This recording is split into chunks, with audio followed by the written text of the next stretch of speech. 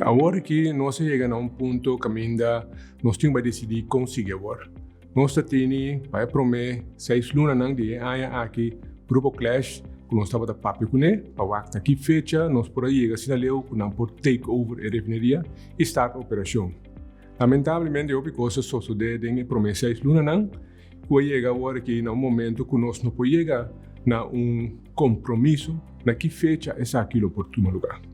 De ambas partes, nós traduzimos, me tenho vista de ambas partes, pois Grupo Clash também, mas o Grupo Clash também não pode durar nosso compromisso na quarta e projeto não andando com não podemos claro com ele.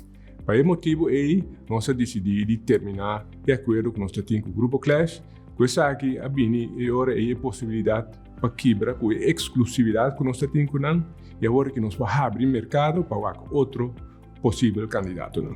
Assim, ele não está agora aqui, pois o governo ha dado nosso mandato, sigue para operador duradouro, pois partner estratégico que por tomar over turnos, facilidade no petrolero, que não somente refineria, mas também Belembay e nos plantas de utilidade.